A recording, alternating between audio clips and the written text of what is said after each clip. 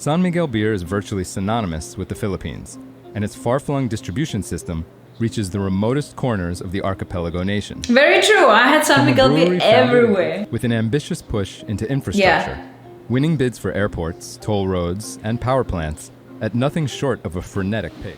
And that is very true, because the first time I came to the Philippines, the roads were not what they are today. Today, it's one of the best roads I've driven on. Another day, another reaction video. What's up, Philippines? We are back at it. It is a gloomy day again. It's just the way it is, right? We're going to make the best out of it, because today we're going to react to a video that says this billionaire wants to rebuild the Philippines. And there are a few billionaires in the Philippines, believe it or not, who own like whole cities, literally. Ayala's, for example.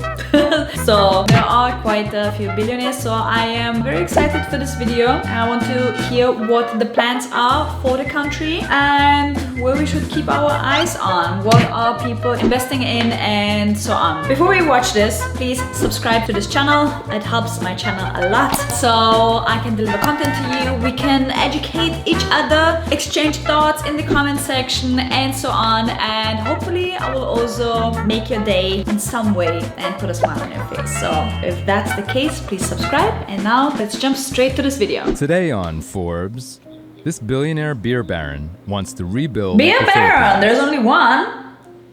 The opening photo on the website of San Miguel, best known for its eponymous 134-year-old beer brand, isn't that of its brewery, but of a 39-kilometer elevated expressway connecting Metro Manila with nearby provinces.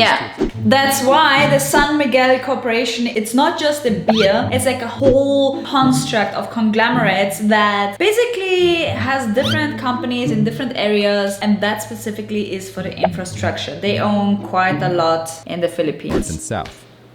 That pictorially depicts the biggest stakes for the storied conglomerate today.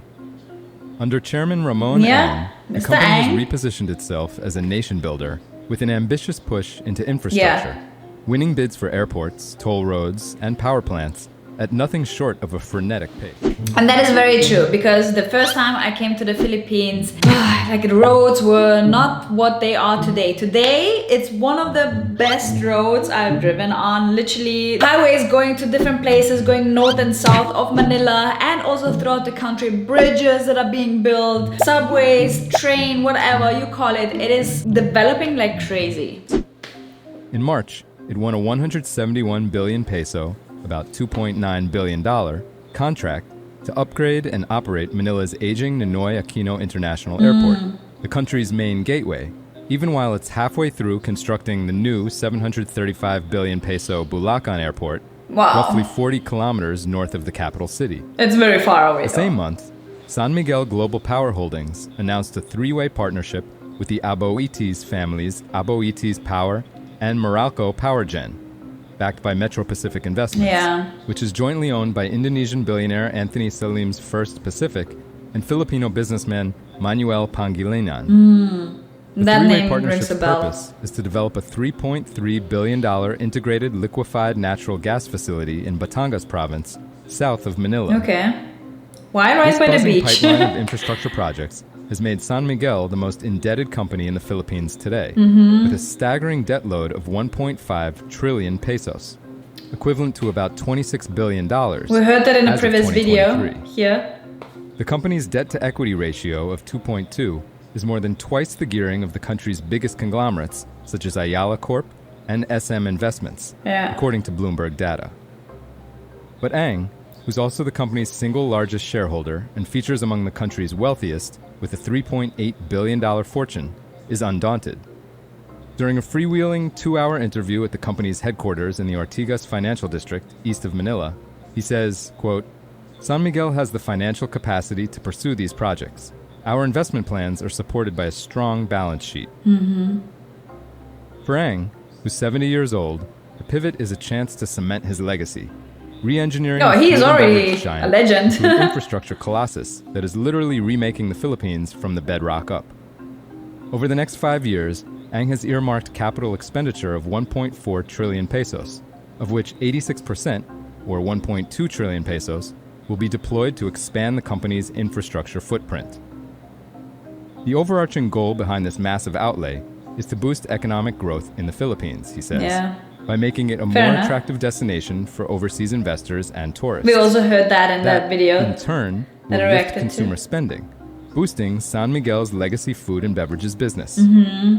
Ang says, quote, "When our economy is strong, when more Filipinos are prosperous, all our businesses benefit." Yes.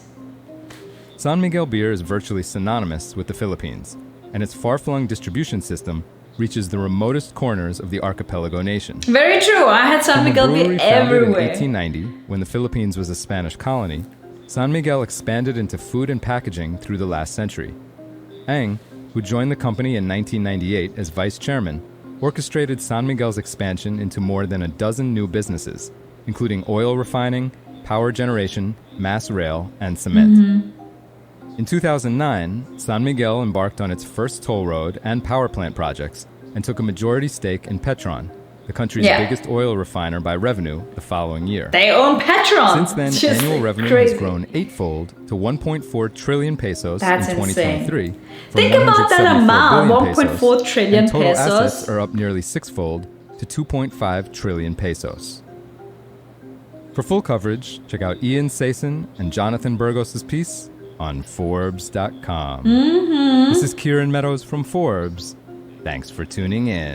Okay, so it was not so much specifically about what Roman Ang wants to do with the Philippines, but it's more about what he already did. And like I said, having those conglomerates, building the country up from like food and beverage industry, infrastructure, it's like you call it, like so many things that he has his hands on, which is really an admiring thing to see. Especially, I saw him live once in person, and he's such a down-to-earth person. Really, he's one for the people, which I can say. Let me know what you think about it. If you have met Ramon Ang, what your thoughts are about this project, what you think of the San Miguel Corporation. I personally perceive it as a very positive company. Yeah, that's just my 2 cents. If you have to add your 2 cents, please do so in the comment section down below. If you want to see a little bit more upbeat and light-hearted content, please head over to my channel Nelly's Life, which will pop up probably here. And also, if you want to send me videos to react to, like today's video, please feel free to shoot me a message on Instagram and connect with me there. I'll do my best to reply to every single message that I receive. That was it for today. I'll see you guys next time here on